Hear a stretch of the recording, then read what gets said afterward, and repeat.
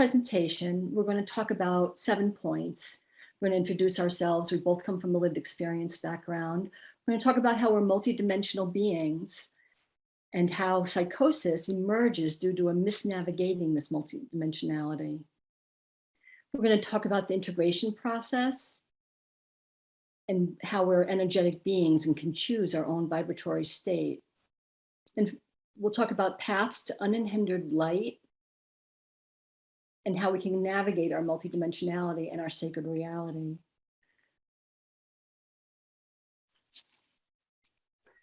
Well, thank you very much, Diana, and thank you, Christina, and all of you. Thank you for pulling in, bringing your minds and your hearts here. I'm loving it. I'm loving this experience already. And so I'd like to introduce you to me. I look a little bit like that, and Christine covered so much of the material already. She did such a great job. I would just like to share that I was born and raised in Cape Town, South Africa, the Rainbow Nation with 11 official languages. It's a place of deep and multifaceted spirituality. Not only that, but the most interesting place I've ever explored after my world travels was my own mind, the human mind. And I was, I guess, a bit of a colorful caterpillar cruising around on the floor until my bipolar forced me to fall down Alice's rabbit hole, where up was down and down was up. And I was asking for direction, but the caterpillar just asked who I was. Didn't seem very helpful at the time, but maybe that's exactly what I needed to find out.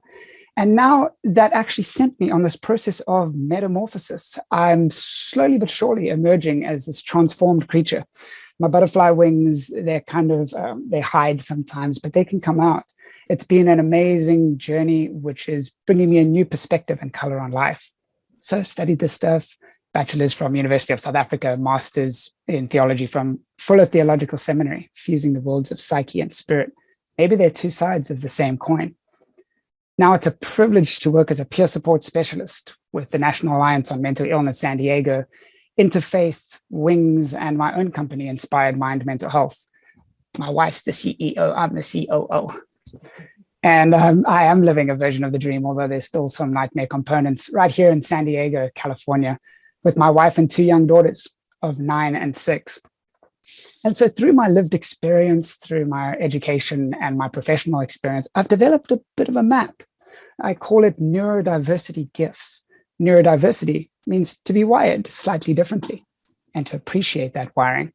What I do is I guide peers through a little hero's journey where we start in the West, we explore frequencies and the science of mind, and then we look at depth psychology and Carl Jung's neurodiversity, how he navigated these states of so-called psychosis. We move beyond culturocentrism, learning from the Japanese, the South African shamans, the Filipino babaylans, beyond chronocentrism, learning from the ancients, like the Greek understanding of madness and the spiritual models, before we come back to the world that we know yet is filled with mystery in the dream domain and finish off with some postmodern insights from the Institute of Noetic Sciences. So today, we're just going to take a bit of a bird's eye view of this territory. I've plucked out little things that align beautifully with the theme. And so it's an honor to share them with you. Thank you so much for being here and for having me. And thank you, Diana, for this collaboration. I've loved it. Thank you, Josh. I'm really grateful for it too. I'm Diana Catherine Bell, and I'm connecting with you from Leverett, Massachusetts tonight. It's evening here in the East Coast. And I have lived experience with psychosis, which to me is about the schism of the soul and the embodied self. And I'll talk more about that. I have a BA in philosophy from Boston College, which is where I started on my spiritual awakening journey. And I studied transformational kinesiology from Polaris College in Denmark, where I learned about the multidimensionalness of our being and how we can work with that with other people as well. I also am so deeply involved with spiritual communities, which have really been my healing process. I'm a member of the Village of Light Ashram. I'm a student there now for 25 years, and I'm on their board of directors, where I found a teacher named Guruji Ma, and I wasn't really looking for a guru at the time. I had lots of spiritual teachers, but guru means dispelling darkness, and that is exactly what was needed in my spiritual journey. And I also became involved in the Santo Daime path, which is a syncretic religious path from Brazil that combines different elements of the Spiritism, Catholic, Christianity, and some of the African traditions. And it tries to correct some of the problems in that in the history of the religions taking over for the Brazilian people, for instance. And I'm a Daimiista with this path.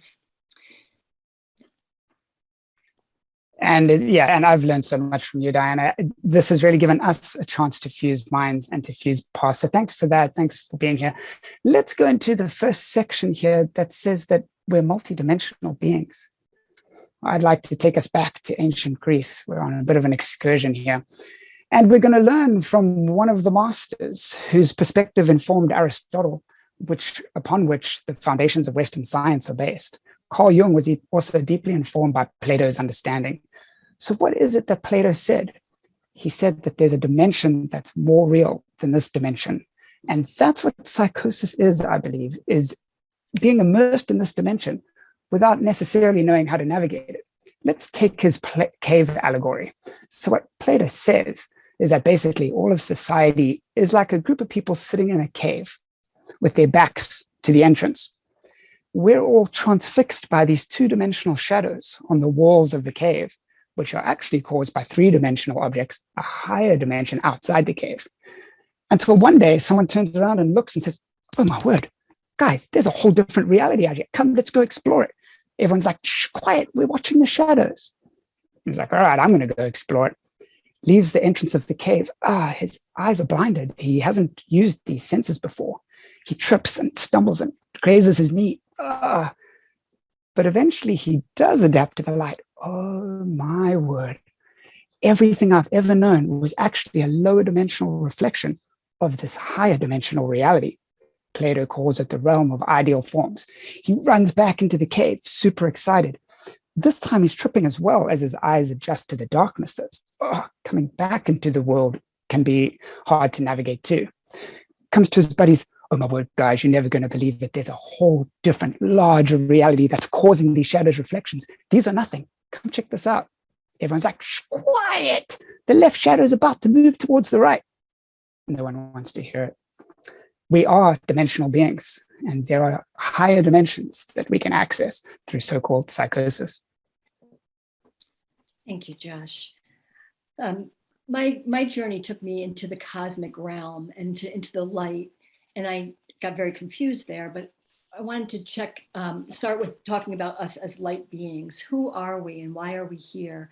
If we're made of light, what does that mean? For me, it was about connecting with the soul level and having a sense of the co-creative power that created the universe lived inside me, that we could connect to that. And in fact, this picture shows too, the pathways of light, the ancient pathways of light are how we can connect to one another as well. And learning how to do this is a skill, talent, gift, and also training that we're all involved with, and we all can become more involved with. So the definition of multi-dimensionality I'm taking from my spiritual teacher, Guruji Ma, who says that it's the capacity of each embodied being to exist within different levels of or dimensions of consciousness simultaneously, and to hold different views of reality about situations, events, or persons, etc. Simultaneously, we can hold the different dimensions. And that if this is true, we are multidimensional beings, but we're living in a three-dimensional reality, and we think we have a full sense of reality. So that the spiritual realms are so large. This is from my transformational kinesiology work, and if you can't see the bottom, it says the mineral kingdom, the vegetable kingdom, and the animal kingdom. And then there's an arrow pointing, you are here, where it says general humanity. And then above that is the thinkers, the leaders, the spiritual leaders of our culture. And there's all these dimensions above that. And this is where I feel I went, and we all can go, sometimes in psychosis, sometimes in meditation, sometimes in fasting, sometimes in my ceremonies that I do in my spiritual community, that we can access these higher dimensions and bring the wisdom back here. That's what we're meant to do. But that this process can also get confusing, which can lead to psychosis, as it has for me. I also wanted to mention there's so many helpers here that we can have a relationship with these dimensions and the helpers that are here, and to really be in a different place in our embodied state as we come back to this plane. Spot on. Spot on. Section number 3 is that psychosis emerges due to misnavigating our multidimensionality. And that's what happened to me. Let me use a perspective on higher dimensional Christianity to share how these spiritual frameworks can give us a map that allows us to navigate these different dimensions. So in my very first experience of so-called psychosis, I believe that I faced the same 3 tests that Jesus faced when he was led by the Spirit of God into this desert right there. He was tested with the ability to manifest things with his mind. He was tested with the ability to fly. And he was tested with the ability to use his power to control the world. But whereas Jesus passed all 3 of his tests by submitting in humility and falling back on the wisdom tradition in the sacred text, I was like, okay, cool. I'm the next version of Jesus, and this is a big lucid dream. Watch this. Didn't go so well. I was arrested because they thought that I was on LSD, which I wasn't. I was having a so-called psychotic break. So what is this water? Well, the famous mythologist and comparative religion professor Joseph Campbell says that the person in psychosis is drowning in the same water in which the mystic or spiritual master swims with delight. So in other words, it's real water. We can learn to navigate this water, but yet water can be dangerous. You can die from swallowing too much water. But the good news is we can turn to some of the spiritual masters to learn how they navigated this higher dimensional state. And if we look to the case of Jesus, it was in submission and humility. It was in reducing the ego and falling back on spiritual communities and the community that's around us. So how do we tell the difference? How do we distinguish good fruit from bad fruit? Well, both the Bible and the DSM say that a tree is judged by its fruit. The DSM says if these conditions are causing havoc in your life, interpersonal, relational, financial, safety havoc, as they were for me, I was doing things like jumping from white line to white line in the middle of moving traffic. And I was 5150 or taken to a psychiatric hospital against my will 6 times and arrested twice. If it's producing destructive fruit, maybe we need to look at the root. But on the other hand, if it's producing good fruit, then there may be something worth exploring here. The Bible says that we don't pick figs from thorn bushes, but yet if these figs, this fruit is emerging of love, joy, peace, patience, kindness, faithfulness, gentleness, goodness, and self-control, there might be something worth exploring here.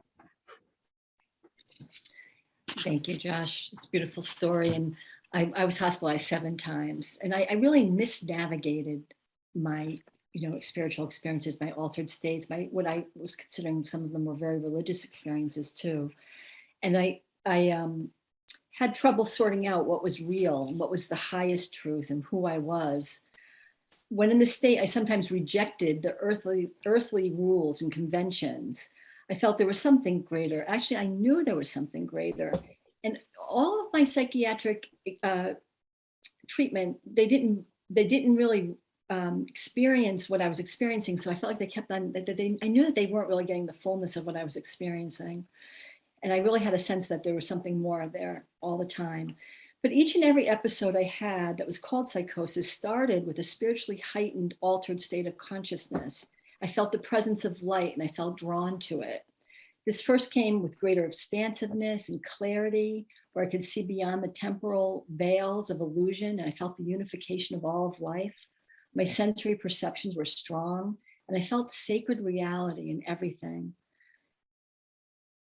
In this time, the quality of time and space was very fluid, and everything was very interconnected. But I was also I was having access to other realities, but had trouble staying in this one, in this plane of duality where things are separated, dense, limited, and temporary. And I was very much rejecting that. I was rejecting being in a body, which I felt was the vulnerability for me having a psychotic incident. So what helped for me was this experience of the light of my soul and having that connection with the soul and the embodied self, and to try to find more connection with that. So the next slide will show you that what I see is that the embodied soul is, this is my, the bridge to nowhere. The embodied self is connected to the embodied soul, the eternal soul, which is our place of oneness with the divine. It's always with us in every moment, Our embodied self is what we know of ourselves as our personality, our ego, it's our experience of ourselves, it's the roles that we play, it's the way that we think and feel, and we think that our identity sometimes is very connected to this. But it's connected to the divine at any given moment too. And the more we can expand into the eternal soul, or the eternal soul infuse into us, the physical and the spiritual fusing together, the soul infused personality, the more that we can do that, the more that we'll have access to the higher wisdom, the higher sense of truth and consciousness, and can stay in those virtuous states that Josh talked about: peace, love, joy, bliss. So the embodied self needs to want to expand. It also involves a letting go of the ego and a willingness to move into the unknown stages. So the next slide shows the multi-layered self that we are. The soul is the light inside. That light is meant to infuse all of those layers. It's meant to infuse our physical, emotional, our mental, and our spiritual layer. And we can do this through realizing energies of purification that we'll talk about, conscious spiritual practices, and being very truthful about what is going on for us, and being well connected in spiritual community, paying attention to what is highest and best in us, and trying to follow what's highest and best. The physical, when I work with people on trying to align these different dimensions, you'll ask people what's going on for them, and they might say, I feel something, or I think something, or I believe something. And you can see which level that their consciousness is mainly focused on at that given moment. And all these dimensions, when they're aligned, and they're aligned to the soul's light, can lead to greater and greater achievements and purpose, and our soul purpose being lived out. So this is what we're hoping for. This is what we're going for when we're talking about integration. Now, there's a number of factors that can influence this, like adverse living condition and oppression and traumas, and we know that. But we also want to focus more on the spiritual connections and what we can do to do that. So, Josh? Yes, Diana, we want to focus on integration, bringing these different parts of ourselves into harmony, into unity. And I'd like to share with you all a take from a different cosmology, a take from the balance that we can learn from the Filipino babaylans, the Filipino shamans who learn how to navigate these states of neurodiversity. I didn't know you'd go to the Philippines today, did you? But welcome. It's a beautiful tropical land that still has connection to its ancient roots. And yet it's also a bustling city, trying to fuse the insights from the old world with the new world. Well, the babaylans are Filipino shamans who are very well respected. It's a very lucrative profession. Their cosmology, they believe that the kalag, which is their word for soul, naturally leaves the body during sleep. And then it's guided back to the body in a friendly kind of manner. But when this happens while awake, a spiritual crisis occurs. This needs a babaylan. Now, the babaylan are called to this profession, to this calling, through what in the West we would call so-called psychosis. There's seeing visions. There's ending up in the top of trees and you're not sure how you got there. It's kind of dangerous. There's being on the edge of yourself and being tested and challenged, and also learning about yourself in bliss. You got to leave the world that you know, says the hero's journey. Go through the abyss, the metamorphosis. The caterpillar has to dissolve its molecular structure before it reemerges as the butterfly. But typically they overcome this crisis and they're initiated into the babaylan community. They're taught the traditions, the cosmology, the herbal remedies, and the ways of dealing with integrating the body and the soul, the kalag. The babaylan believe that nature is alive. It communicates with us through environmental and unbound spirits. They believe that the wind has a spirit. And, I got two daughters of 9 and 6, so I've seen Frozen 2 like 473 times. And in it, they have Gale, who's a wind spirit, who's busy causing chaos within the city, but for a reason.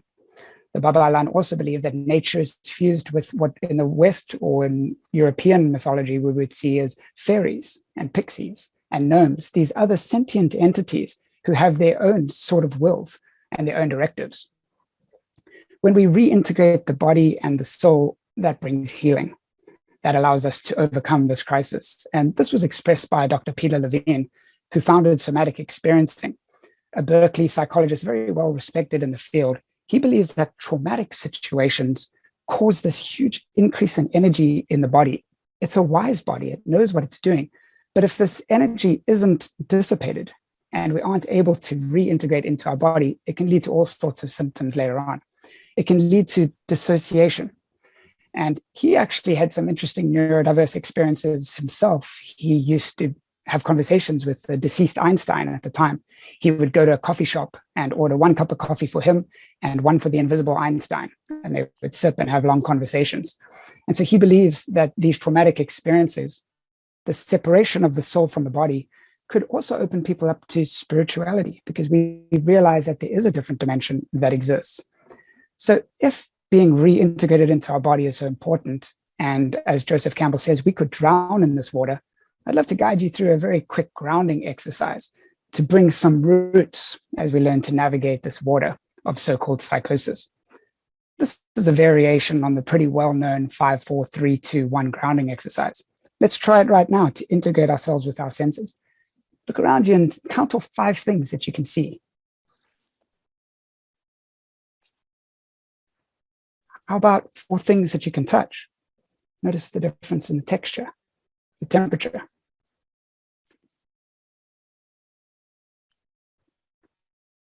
How about 3 things that you can hear? I've got a bell to assist you with that. Why not? Integrate with the auditory phenomena. 2 things you can smell.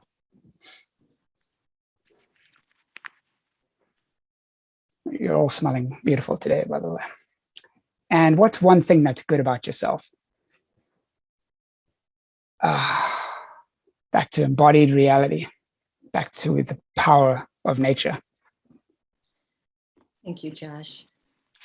What are we integrating here? We were talking about the physical, the emotional, the mental, the spiritual, the soul level, the levels of being that we are. What I believe is that we're integrating higher frequencies of light, the body, mind, and spirit levels of our being, our perceptual field, what Josh was talking about, the different, challenging cosmic energies. So we are integrating all of these things. The yoga can help a lot with that, with the yoking of spirit and matter. And it's greater than just the asanas. It's the breathing and the meditation practice and the integration of philosophy. We really need to have a more of an embodied experience of the soul as well, though. There's to embody the greater, higher frequencies of light. I feel like this is happening all the time. It's the process that we're all involved in. Humanity's moving. We're all in a cosmic, planetary shift of embodying greater light, so that we can move from strife and competition to peace, from hatred to love and trust, from being self-centered to unity consciousness, from despair to hope, from reliance on thoughts and feelings to intuition and higher awareness, living in the past or the future to embracing the present. This is the developmental process, the humanity's shift that we're all trying to do right now. And the light can help us when we're serving the light. And so I want to talk a little bit more about the next slide here. Again, just to be clear, that there's one soul. The soul is one, but I'm trying to show that there's a soul that has wisdom, insight, and access to this higher dimensions, and how it infuses the embodied self, so that there's a connection, a communication that's happening all the time, so that we have a thought, oh, I think I'd like to be a peer supporter and share my story with the world. And that's an inspiration that comes from the soul into the embodied self, and then the embodied self comes back to the soul and gets inspiration and wisdom from there to continue that journey. There's a connection that's always happening, that we can keep those pathways clear, and the channels can be very connected, or they could be very loose or fragmented. And when that happens, that's when energies can get involved and also create challenges. So we want to see about how that will be different. So we are energetic beings, and we can choose our vibratory state. And this idea will revolutionize the world. As Einstein said, everything is energy, and that's all there is to it. If we can understand things in terms of energies, then we can actually work with it. We can transmute these energies into the light. We can bring them to the light and integrate them more. And this is the spiritual evolutionary process. It's a natural process we're involved in. So we will see. So sorry, just lost my train of thought. There's an energy that gets involved. That's a good example of an energy getting involved. So there are energies that interfere with the general light flowing truthfulness in our life, or the healthy expression of our life. And I'm showing it with the clouds slide here. The light is always there. It's just covered up by the clouds. It's just covered up by these energies of darkness, but it's always there. So it's always we can always create pathways to the light back, and we can reach out to that. It's something that we can do. We can reach out to it, and we can learn how to distinguish light from the dark energies. It's required that we distinguish them, that we have more attunement in order to do that, and that we can then learn to separate from them within ourselves, that we have, because we're made of light and because we're souls, we can actually do that within our own bodies. That we have the transmutation process available within ourselves.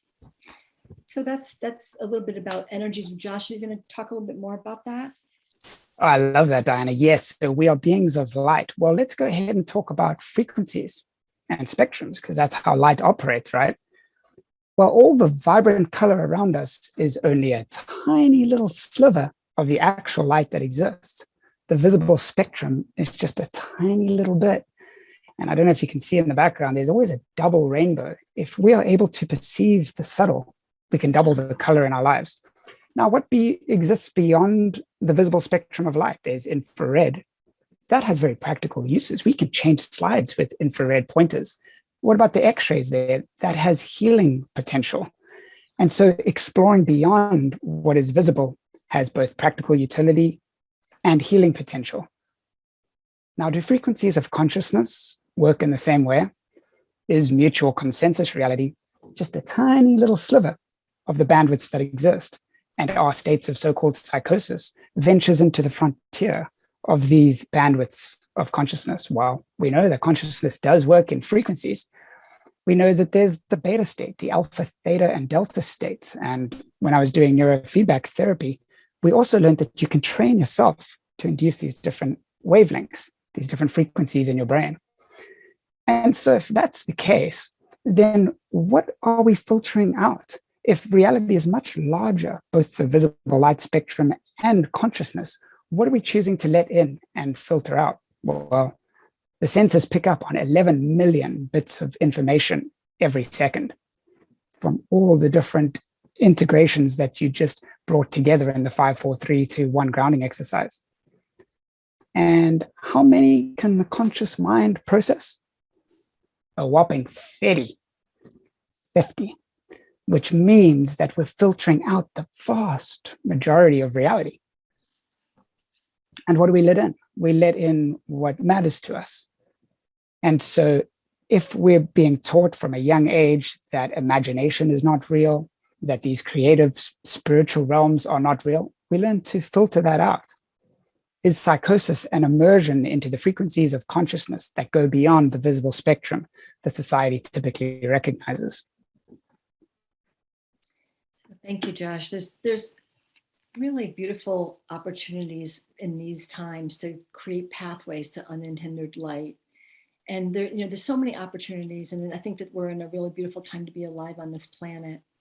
The purification process is one that my teacher, Gujima, has been teaching, which is, when I read her definition here, is the means by which the false self is let go of, so that one's true self can govern life more fully. In order to do this, a partnership is formed between human effort and divine action. So purification, I mean, this is a little bit of a lighthearted example, but became a dirty word in our culture. This is Pigpen from the Peanuts, for those of you that might not know that. And this was a very lighthearted example, if you can go back to Pigpen for a minute there, Josh, but just about how the energies of darkness, or the energies that don't serve us, stay around us all the time. Like, to me, this is a very good example of what it was like for me to be saturated with energies and challenging feelings and thoughts and experiences and not really be able to get rid of them. But also, this is a little bit of he's a little bit oblivious, which I think I was too, that there's a greater reality and there's ways that we can do this that are different, that we can find pathways to purify our whole physical, emotional, mental, and spiritual beingness, so that we can resonate with the soul energy that is who we really are. We are pure consciousness. We are essence. We are the chi, the life force that, from the different traditions, the prana, that there's a way to take care of that. And that's why I have the picture of Saint Michael, because he's a hero for me. He's a hero because he's battling intense energies.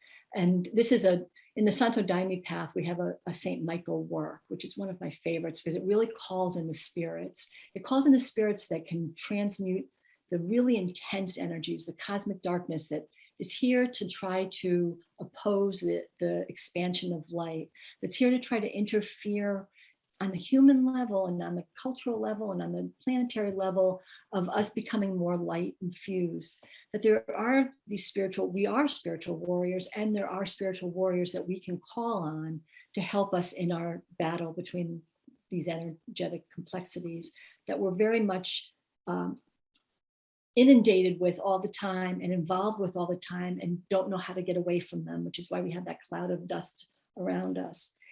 So the purification process is one in which can help with that. It's a conscious effort to be more our true selves and to allow for the ego to be let go of in service of the light. So there's usually a spiritual service component here, that people are making a conscious effort to serve the light and just to serve. For me, it's the divine too. So that's a little bit about my purification process. We can come back to this. Go ahead, Josh.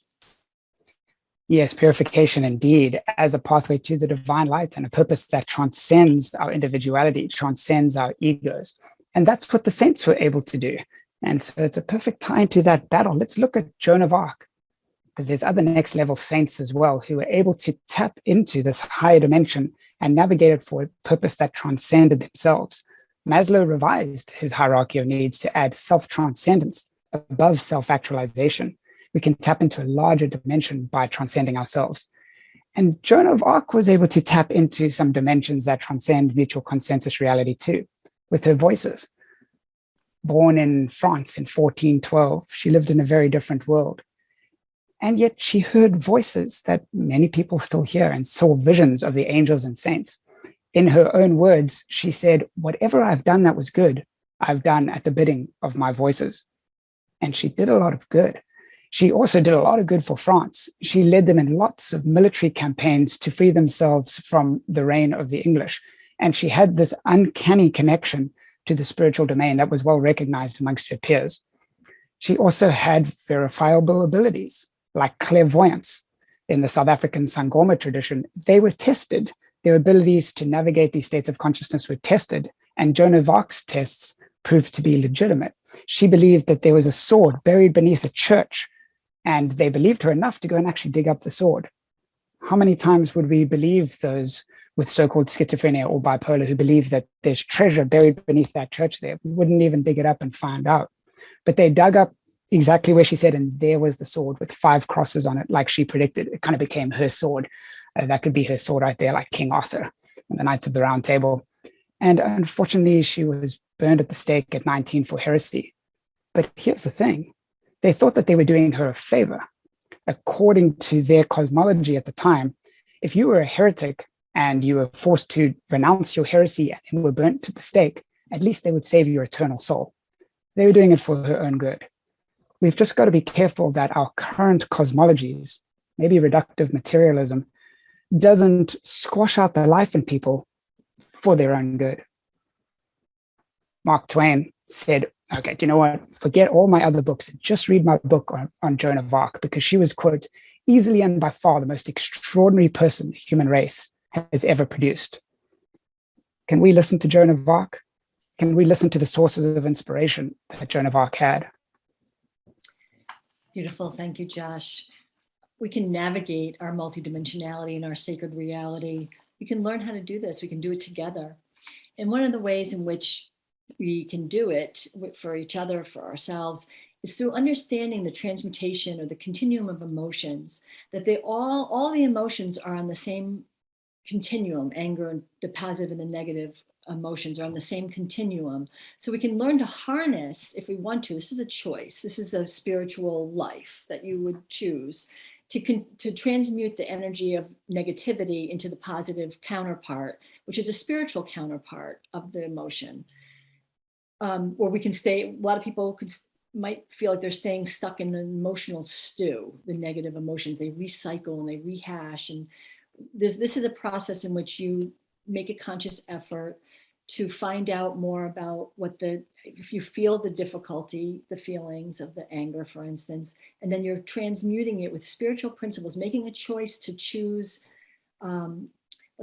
your forgiveness, for instance, instead of staying angry, and going through that process that would lead you to a greater peace. So all of these negatives can be turned into positive emotions, and we can transmute the energy and harness the energy of the negative for positive. And when that happens, we're resonating more with our soul. That's when we're in the more of the soul level, and we're able to perceive things from that place, from that higher dimensional reality. And we're able to live our life in accordance with those values that we choose. So this is a alchemical process that was taught in the mystery schools 12,000 years ago in Egypt, which I feel is so connected to my soul's history, that there's a way in which we can change something. And this is also the redemptive story, that things can change into the positive, and that we can use this for good. And we're meant to do that. So the transmutation of emotions is one way and also this is where we can connect to energies. We can feel the energy being released in the emotion. Emotions are energies in motion. So, there's a woman that came to see me the other day who's had a very difficult life, and we've known her for a long time. She was involved with some trauma work that I did. And then she came back to see me with her husband, and was a domestic violence sufferer and had a lot of intense experiences with that, of course. And she's very upset and angry with how things have turned out. But she doesn't identify as being angry. She doesn't actually have awareness of it. So it comes out in different ways. So she'll get angry with her husband. And so in the soul embodiment work, we started looking at the energies of anger and how it shows up. And then we started to talk about it when it did show up. And then I know this sounds very elementary, but it is the process for all of us, is to really go back to the elementariness of our emotional responses and see what we can do about them right then in the moment together, and learn how to navigate to the higher dimensions together. So that's one of the things that I wanted to share about this process. And your sharing has really changed the way that I saw emotions as we've been collaborating. I now see them as a sense, in a way, kind of like a sonar, and I can pick up on unseen worlds and even navigate in those worlds. So it's just the power of community and collaboration and filling in each other's blind spots. Mm-hmm. So thanks, Diana. That's awesome. I too believe that there's a mental health spectrum or continuum. Let's say as we move from left to right on the screen, it's an increase, just like the increase in frequencies in the light spectrum of empathy, which is energy, meaning, purpose, connection, and imagination. So let's visualize this, imagining that empathy is water. As we move towards the left of the screen, a lack of water in our lives can feel like depression. We can feel like we're in the desert where everything's empty.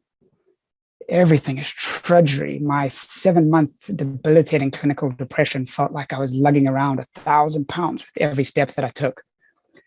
As we introduce more of this higher dimensional reality, this energy, meaning, purpose, connection, and imagination, the clouds can come along in any of these stages, but we can also come across oases. Maybe the ISPS-US conference is a bit of an oasis where we can connect with like minds, where we find meaning and purpose to these states of mind and expand our imagination into new possibilities. We lap up the water, we drink it, and it nourishes us. But then we have to leave it, and then we can trudge through the desert sometimes. Now, maybe we get to San Diego, which is the sweet spot between the desert and the ocean. Remember that this is water, this empty, meaning energy, meaning purpose, connection, and imagination is water. So when those two meet, we can enter into a bit of a state of hypomania where there's inspiration and there's imagination, but we're still able to stay grounded enough that we don't get washed away by it. Then there's mania, and psychosis is an abundance of this water. We saw Joseph Campbell says that psychosis is like drowning in this water. When there's these tidal waves of energy, meaning, purpose, connection, and imagination, but we have no maps to navigate it, it can take us under. It can take me under, and it threw me around in circles. But what we're saying is that we can navigate this multidimensionality on both sides of the spectrum. This perspective can help us. Within the depressive state, we can say, I know that it's empty of all of this empty, but there is a higher dimension that's filled with interconnectivity, that's filled with inspiration. And then conversely, on the far right side in psychosis, we can say, yes, all right, there's an abundance of meaning and interconnection where maybe the license plates all do contain a hidden message. And we can navigate that using the wisdom traditions, using the power of community, and using our tools that we can bring together. I believe we've moved beyond kind of a collectivistic culture. We moved into the reductive materialism of the industrial age where everything's cookie cutted. We moved into postmodernism, and I think we're moving into something even beyond that, this new interconnection that accesses the collectivism of before, but in an informed way, that we can fill in each other's spots, and together we can help to learn to navigate the spectrum of mental health experiences and find new vocabulary and meanings and navigations. So that's what we got. We think that nature can be a teacher and the community can be a teacher. And so we'd love to hear from all of you. And we'd love to bring out the round table as we learn from each other. I'll put our contact details up here if you would like to reach out. We love the community. We're so grateful to be here at ISPS-US. Thank you for spending time with us. And may this talk go on to produce rich and delicious, nourishing fruit in your lives and in the lives of the people you serve. And so what are the responses? What are your thoughts, questions, experiences that you'd like to share? We could do the hand raising feature, or you could just literally raise your hand too. Thank you so much, Josh and Diana. I have a mic here in the in-person room, and I'm happy to ask any questions for the online community. However you want to do it, you can put it in chat, and I can repeat it over the microphone just so that everyone can hear it. So if anyone out there has any questions, please put them in chat. I do have a question in the in-person audience, so give me 1 second to get over Thanks, there. Christine. Sure. I'm going to come over here to my friend Curtsy. He's been a volunteer at the conference all weekend, and he's fabulous. Curtsy. Hey, Nice to meet you. thanks. You alluded to like some different processes in the beginning there, about different ways to like interpret these experiences and sort of different frameworks in a way. And one thing I'm a person of lived experience as well, and yeah, I found in order to really integrate it, I have to sort of, I've gone through different things and postmodern ways and different ways of looking at it, but it's often kind of difficult trying to mediate these frameworks and these systems and then try to consense it and then articulate it and I don't know, and bring these surreal things on a level that maybe other people don't. So I guess I saw you alluding to some of that there in that wheel and like eventually getting to, so I guess like how do you go about that? Because like right now, like some of the context you're talking about was one framework of light and energy. And I think that's a useful framework and I've used something like that before. But yeah, I don't know. What are some of your thoughts on that? Sorry, hopefully that's clear. But It is, and I love it. And welcome to the journey, brother. Yeah, we're on this. It's very hard to put these things into words. In fact, William James, who was neurodiverse himself, he said that mystical experiences, these experiences of the realer than real, are ineffable. You just can't put them into words. Yeah. But yeah, I think it's such a good journey, the hero's journey to be on. So I'll share a little bit, and then I'd love to hear if you had anything there as well, Diana. But I believe that there are unseen dimensions, and that the neurodiverse amongst us can be mediators between that dimension and this culture. And so in order to be a mediator, you've got to be able to take that inspiration and put it into things that can be shared, whether it's conceptual systems, whether it's art, whether it's writing, music, some sort of modality to be able to get that out there. You know, I kind of don't think it matters that much which one you choose. We have natural giftings. I think that, for instance, the Myers-Briggs personality self-assessment could give us a good idea about our natural inclinations. But I think there's kind of a perennial river underground. And no matter where you start digging, if you dig long enough, you're going to tap into that inspiration. And then bringing it back to the community and having a vehicle to do that is exactly where we need to be. And that's where I also think gatherings like this can help to fill in some of the conceptual frameworks and some different ways of approaching these things. But thanks for that. I love what you shared. Diana, did you have anything that you'd like to add there? That was very well said. And I really heard the word articulate when you were talking, the question. And I heard, it's a form of art. Like our soul needs to express itself. It needs to have outlets. We do need to find those, whatever works for each of us. And it is, we all have a story to be told. Like there's a purpose that we're here, and there's a purpose for the experiences. And if we can find the best way to share them in the most creative and fulfilling form, whether it be music, my husband's a musician, or I like to write stories. It is even just for ourselves, just to do the own journal writing.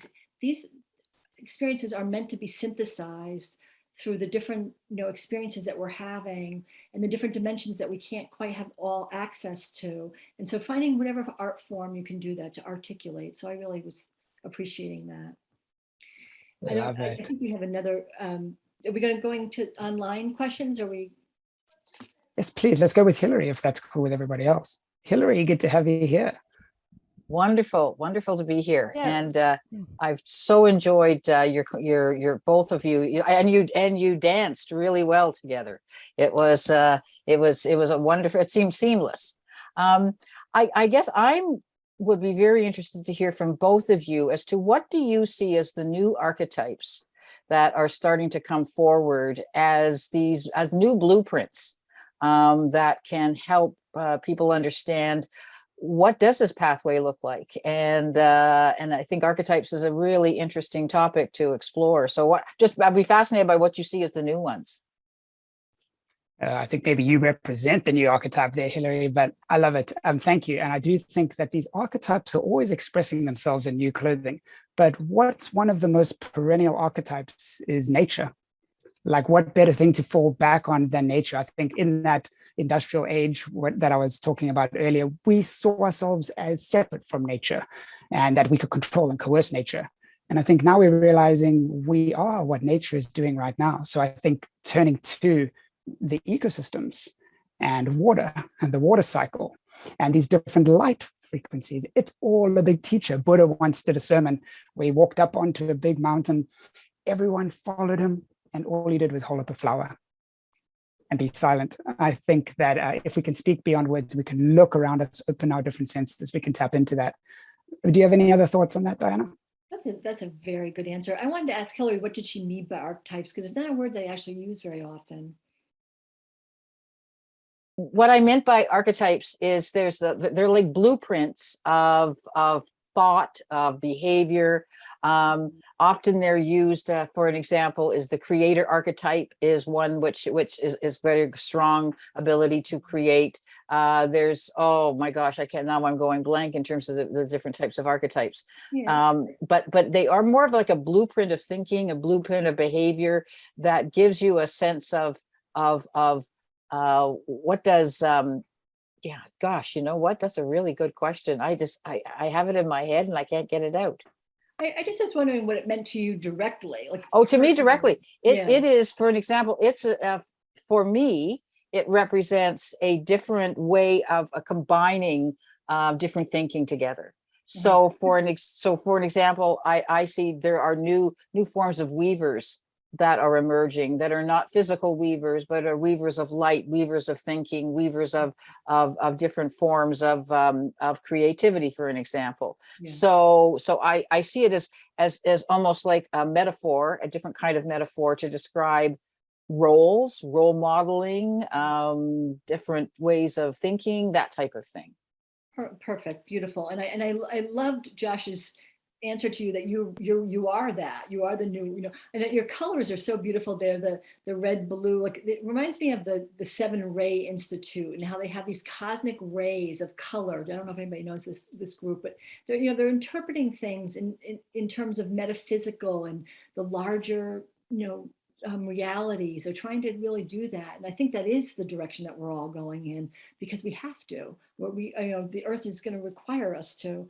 And I also think that same thing with group work, wherever you can find the soul resonance with people that are doing good work, wherever that is, do it with people, because it's so much richer. It's like the 7 times more powerful than doing individual work. So I would say the group work is going in that direction too. So I think we have another question here on, there's a couple questions on the line that and if we don't answer everything, come back to us. We have a few more minutes, Hillary. Okay, there's a question here about, do you see a dichotomy between the construct you just spoke of, EMPCI, and the Jungian approach to treating psychosis? Ariel, that was Ariel to you, Josh. Oh, what an awesome question. And yes, please, and I'll answer it briefly. Jung is one of my top 3 favorite thinkers of all time. And so I've learned so much about how to navigate these states of neurodiversity based on his depth psychological approach. I think that it's informed my empathy model, and it's a work in progress. But I believe that Jung was able to tap into his so-called psychosis at age 38 and bring out this meaning and this inspiration that has transformed psychology. And so I believe that we're beings of meaning. Like Viktor Frankl says, a person dies without meaning. And so this meaning in our life, the lack of it, will make us feel empty. An abundance of meaning will make us the MC. You know what I mean? So yeah, I think it's very aligned with Jung's thought. So thanks for that question. And then I do see we have one from Charles, and I'll also let you onto this, Diana. I'll give a quick thought about it, and also Christine, if you let us know if there's anyone in the audience. But what are your thoughts on anger and fear in psychotic or mystical states? Do you want to take that away, Diana? I'll try. I think that these negative emotions are really impacting us because they're connected to cosmic energies that are rampant right now, and that we're having a psychotic experience in humanity. I mean, that's really what I feel. So I think that we have to really find newer strength in ourselves and newer levels of vibrational support to maintain our truth in these times. And from my experience, I mean, it's not that it's not going to happen. Like even just showing up tonight, I was having an experience of fear. Like it really was, I had like an attack of fear, because it's all of my soul's experiences of fear are trying to transmute themselves, and they're going to show up in the present moment. That's how we're created. We're made to be healing, light beings. So that it's not that we're not going to have them. We just have to learn how to navigate them more and to find a deeper anchoring of our soul's light, and so that they don't affect us as much. That's one of the things that we're meant to do. But they are going to be even more activated in this time that we're in, because people feel things are out of control, and if the more that we can rely on and have a relationship with the divine, or whatever people call that for themselves, the more we can do that, the more security we'll have built into that, and we won't be so affected by it.